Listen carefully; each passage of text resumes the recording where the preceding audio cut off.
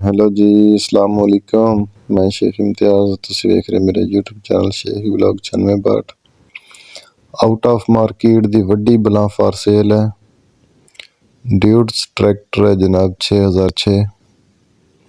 ਕੁਛ ਇਸ ਤਰ੍ਹਾਂ ਦੀ ਫੁੱਲ ਲੁੱਕ ਹੈ ਇਸ ਦੀ, ਜਿਵੇਂ ਕਿ ਇੰਟਰ ਦੀ ਹੈ। ਫਰੰਟ ਤੇ ਵੇਖ ਸਕਦੇ ਹੋ ਡਿਊਟਸ ਟਰੈਕਟਰ ਦਾ ਮੋਨੋਗ੍ਰਾਮ ਤੇ ਸੈਲਫ ਸਟਾਰਟ ਇੰਜਨ ਮਕੈਨੀਕਲ ਦਾ ਚੰਗਾ ਟਰੈਕਟਰ, ਸਾਰਾ ਜੈਨੂਅਨ ਨਟ ਕਾਬਲੇ ਚ।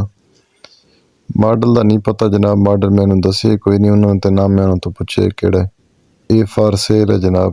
ਪਿਛਲੇ ਟਾਇਰ ਵੇਖ ਸਕਦੇ ਹੋ, ਇੰਜਨ ਮਕੈਨੀਕਲ ਦਾ ਚੰਗਾ ਹੈ। ਸਮਾਨ ਨਾਲ ਮੇਰੇ ਖਿਆਲ ਵਿੱਚ ਹਿੱਚ ਲੱਗੀ ਹੋਈ ਹੈ, ਬਾਕੀ ਕੋਈ ਸ਼ੱਕ ਨਹੀਂ ਲੱਗੀ ਹੋਈ। ਤੇ ਗੱਡੀ ਚੰਗੀ ਆ, ਵੱਡਾ ਟਰੈਕਟਰ ਹੈ ਜਨਾਬ, ਬੰਬ ਟਰੈਕਟਰ ਆ, ਇੰਪੋਰਟ ਹੈ, ਕੋਈ ਗੈਰ ਮੁਲਕੀ ਟਰੈਕਟਰ ਆ।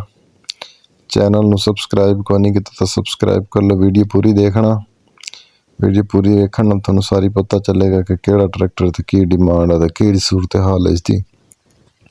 ਮੈਂ ਤੁਹਾਡੇ ਵਾਸਤੇ ਹੁਣ ਲੈ ਕੇ ਆਉਣਾ ਉਹ ਟਰੈਕਟਰ ਜਿਹੜੇ ਤੁਸੀਂ ਕਦੀ ਨਾ ਵੇਖਿਆ ਹੋਣ। ਇਹ ਜੇ ਐਂਟੀਕ ਪੁਰਜ਼ੇ ਲੈ ਕੇ ਆਉਣਾ, ਠੀਕ ਆ।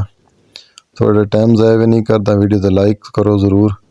6006 ਡਿਊਟਸ ਟਰੈਕਟਰ ਆ। ਮਾਡਲ ਦਾ ਨਹੀਂ ਪਤਾ ਜਨਾਬ, ਤੇ ਲੋਕੇਸ਼ਨ ਇਸ ਦੀ ਮੁਲਤਾਨ ਆ, ਤੇ ਇਸ ਦੀ ਜਿਹੜੀ ਡਿਮਾਂਡ ਕਰ ਰਹੇ ਨੇ 10 ਲੱਖ ਰੁਪਈਆ। ਮੌਕੇ ਤੇ ਕਮੀ ਪੇਸ਼ ਜਿਸ ਭਾਈ ਦੀ ਸਮਝ ਚਾਹਵੇ, ਮਾਲਿਕ ਦਾ ਮੋਬਾਈਲ ਨੰਬਰ ਸਕਰੀਨ ਤੇ ਸ਼ੋ ਹੋ ਰਿਹਾ, ਰਾਬਤਾ ਕਰ ਲਵੋ।